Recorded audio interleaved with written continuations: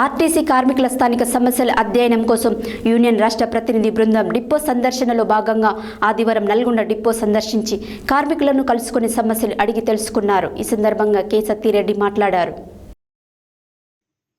RTC కార్మికుల స్థానిక సమస్యల అధ్యయనం కోసం యూనియన్ రాష్ట్ర ప్రతినిధి బృందం డిపో సందర్శనలో భాగంగా ఆదివారం నల్గొండ డిపో సందర్శించి కార్మికులను కలుసుకుని సమస్యలు అడిగి తెలుసుకున్నారు. ఈ సందర్భంగా కె సత్తిరెడ్డి మాట్లాడుతూ 2017-2021 నుండి 2 వేతనాల సవరణలు జరగకపోవడంతో గత 10 సంవత్సరాల నుండి ఆర్టీసీ కార్మికుల వేతనాలు పెరగలేదని అన్నారు. వెంటనే కార్మికులకు వేతన సవరణలు జరిపి ఏరియన్స్తో సహా చెల్లించాలని డిమాండ్ చేశారు. డిపోలలో కొత్తగా ఉద్యోగాల నోటిఫికేషన్ లేక, కొత్త బస్సుల కొనుగోలు లేక కార్మికులకు తీవ్ర పనిభారం పెరిగిందని అన్నారు. దీనివలన ఒత్తిడికి లోనే గుండెపోటు, ఆత్మహత్యలు చేసుకోవాల్సిన పరిస్థితి కార్మికులలో ఏర్పడిందని అన్నారు.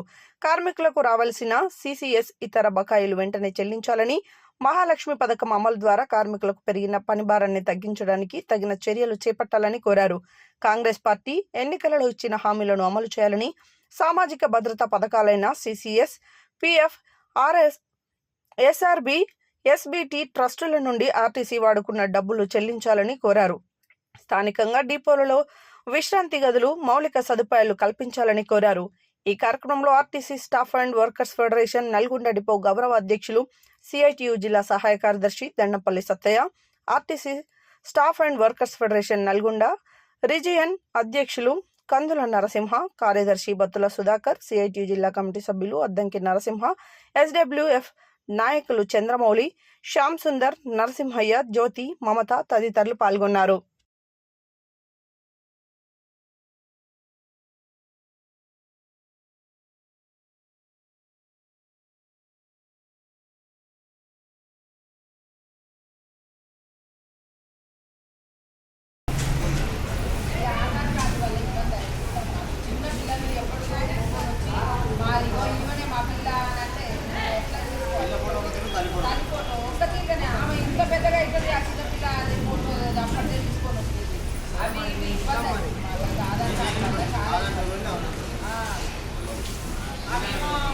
అప్డేట్ చేసుకోమంటే నన్నే 200 అప్డేట్ పైసలు